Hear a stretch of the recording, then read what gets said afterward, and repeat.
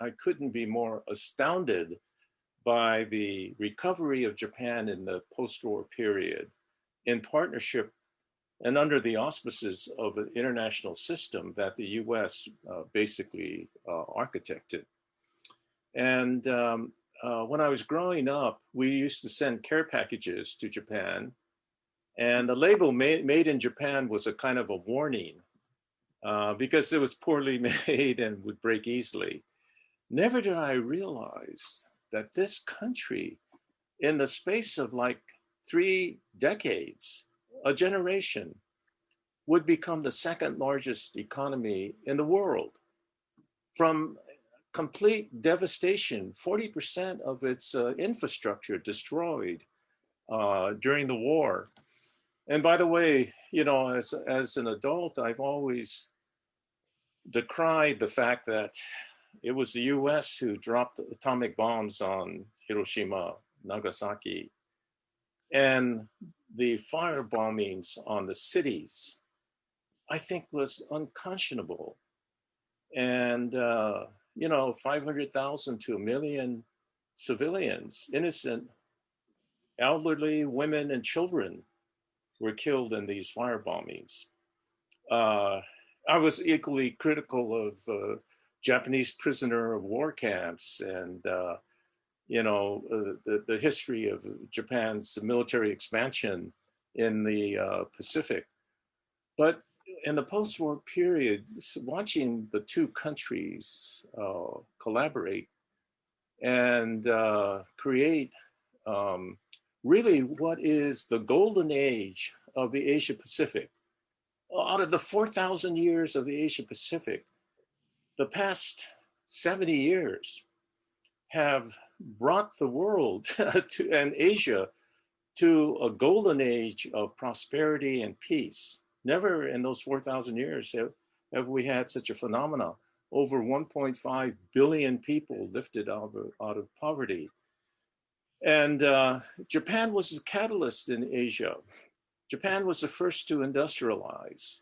And it then catalyzed South Korea, Taiwan, and Southeast Asia, and now China, and down the road, India.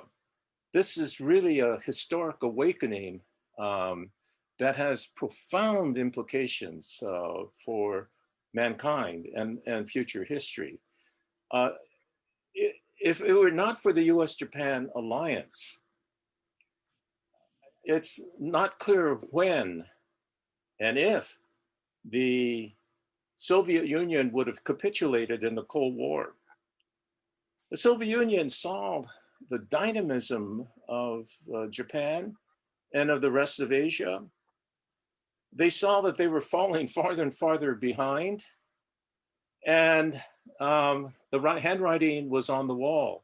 So, you know, when I look at it, really the two principal actors, well, Europe is certainly part of this as well. I don't want to leave out Europe, but during my lifetime, the US and Japan have gone from the lowest point of being bitter enemies in the Pacific War to being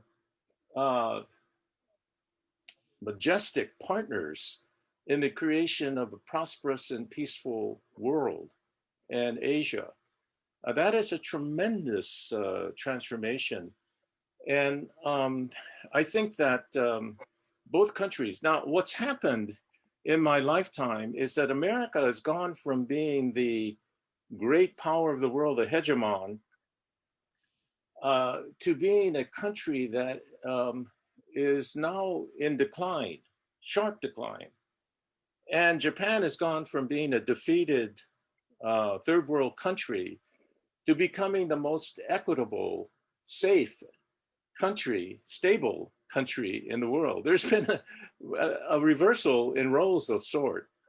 And the two countries remain the first and third largest economies in the world.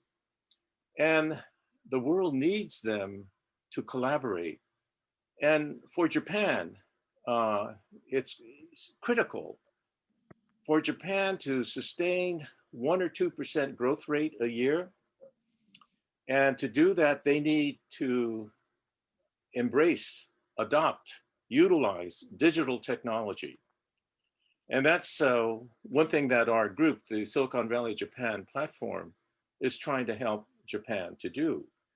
And the United States, worried now about Chinese ambitions to become the dominant technology power in the world, needs to collaborate with Japan in digital technology because of the Japanese strengths in semiconductors and in manufacturing, hardware. The combination of Japanese excellence in the difficult areas of hardware and American brilliance in software platforms means that if they can collaborate in, say, the creation of a cloud infrastructure or a platform for cybersecurity, or norms and standards for telecommunications, 5G, 6G, and quantum computing down the road. My God, um, uh, the Chinese challenge will fall short if the US and Japan and Europe can collaborate in this space of digital technology.